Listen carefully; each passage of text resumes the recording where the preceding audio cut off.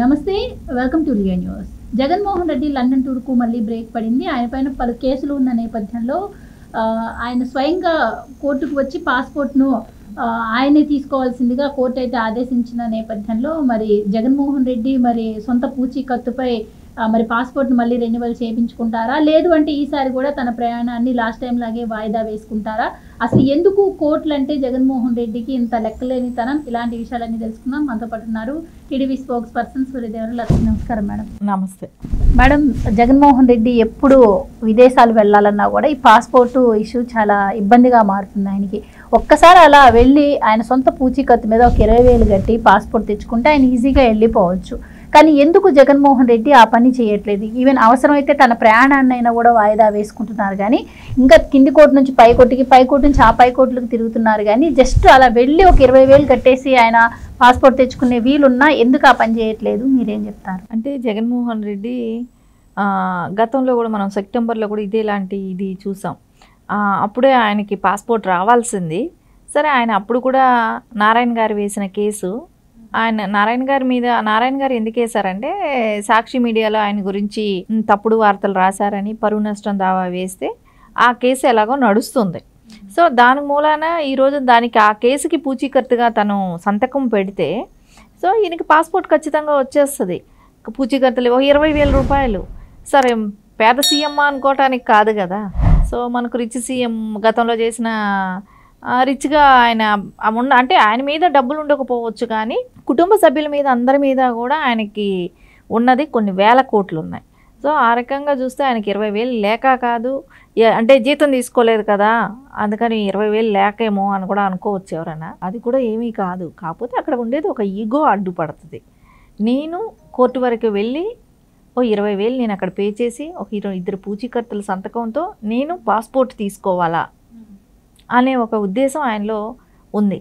దాని మూలనే సెప్టెంబర్లో కూడా ఆయనకి అలాంటిది రాకుండా ఆయన చేతులారా ఆయనే చేసుకున్నాడు. సో ఆయన అప్పుడు ఏమంటే కూతురు పుట్టినరోజు ఉంది, దానికి వెళ్ళాలి అని చెప్పి అప్పుడు అప్లై చేసుకున్నాడు. అరే, కూతురు పుట్టినరోజు అనేది ఇండియాలో వచ్చి కూడా చేసుకొని ఉండొచ్చు. సో అది జరగలేదు. సరే, ఇంకా ఎందుకు విచిత్రం, మనం చాలాసార్లు చూసాం, గతంలో ఎలక్షన్ అప్పుడు కూడా చూసాం.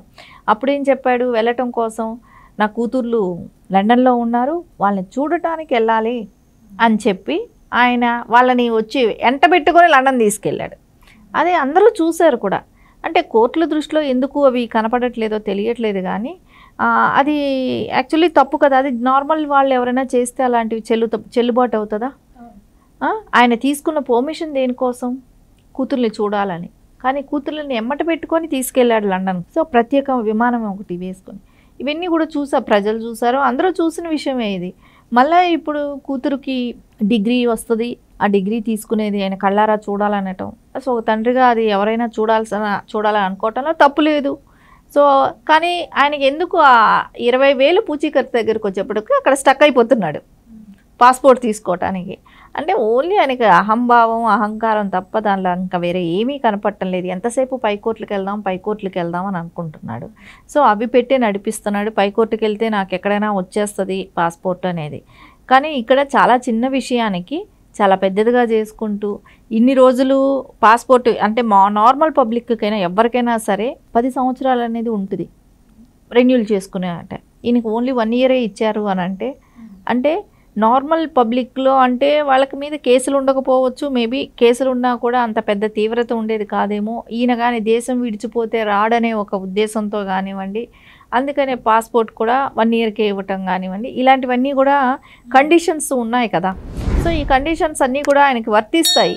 కానీ ప్రతిసారి మనం చూస్తూనే ఉన్నాం, అదే నార్మల్ పబ్లిక్ అయితే ఒక రకంగా ఉంటున్నాయి. అంటే మనలో ఉన్న లొసుగులు, చట్టంలో ఉన్న లొసుగులన్నీ కూడా వీళ్ళకే ఆపాదించుకొని వీళ్ళకే మంచి జరుగుతుంది. గతంలో కోడికత్తి శ్రీను కేసులో కూడా ఆయన కొన్ని సంవత్సరాలు జైల్లో ఉన్నా ఎప్పుడు జగన్మోహన్ రెడ్డి ఒక్కసారి కోర్టుకి వెళ్తే అతను కేసు ఏదో ఒకటి తీర్పు వచ్చే పరిస్థితి. కానీ ఎన్నిసార్లు కూడా సంవత్సరాలు ఉన్నా కూడా వెళ్ళలేదు. అండ్ ఈయనపై ఏవైతే కేసులు ఉన్నాయో వీటి పరంగా కూడా ఇప్పటికీ దాదాపు 10 సంవత్సరాల నుంచి కూడా కేసులన్నీ కూడా పెండింగ్లో ఉన్న పరిస్థితి. సో ఎలా కోర్టులని ఎలా తప్పుదోవ పట్టించే ప్రయత్నం చేస్తున్నారు, ఎలా ఈయన ఎస్కేప్ అవ్వగలుగుతున్నారు? మరి కోర్టులు అంటే ఇంత లెక్కలేనితనం ఎందుకంటారు? ఇప్పుడు నారా చంద్రబాబు నాయుడు గారి మీద కూడా గతంలో బాంబ్ బ్లాస్ట్ జరిగింది. జరిగినప్పుడు ఆయన కోర్టుకి అటెండ్ అయ్యారు, సాక్ష్యం చెప్పడానికి వెళ్ళారు కదా. ఆయన ఒక సీఎం, అప్పటికి 9 సంవత్సరాలు చేసిన సీఎం, అప్పటికి ఆయన అటెండ్ అంటే వ్యవస్థల్ని అంటే ఇప్పుడు ఒక నాయకుడు ఉన్న వ్యక్తి దాన్ని ఫాలో అయితే ప్రజలందరూ కూడా ఫాలో అవుతారు అనే ఒక రోల్ మోడల్గా ఉండేవాళ్ళు నారా చంద్రబాబు నాయుడు గారు. ఇక్కడ జగన్మోహన్ రెడ్డి కోర్టులు అంటే లెక్కలేదు, చట్టం అంటే లెక్కలేదు. సో ఆయన వ్యవస్థల్ని ఏదైనా సరే నేను పట్టించుకోను, నేను చెప్పిందే జరగాలి అనే రకంగా మొండిగా తయారవుతుంది ఇక్కడ. సో ఇప్పుడు కోడికత్తి సీను విషయం తీసుకుంటే అతను చేశాడా లేదా అని ఒక నిర్ధారించాల్సిన టైం కూడా ఉంది కదా. ఇప్పుడు ఇన్ని సంవత్సరాలు అవుతుంది, అతని భవిష్యత్తు ఏంటి? ఒకవేళ నిజంగా చేయకుండా ఉండుండొచ్చు, వీళ్ళు కావాలనే ఆపాదించుండొచ్చు, కానీ గడిచిపోయిన కాలం అంతా తిరిగి ఇవ్వగలుగుతాడా? లేదు కదా. కానీ అది ఎవరి మూలాన జరిగిన తప్పుకి అతనెందుకు శిక్ష అనుభవించాలి? చేసింది ఎవరో, అసలు జరగని ఇష్యూకి అతన్ని నిర్బంధించారేమో, అతన్ని అరెస్ట్ చేశారేమో.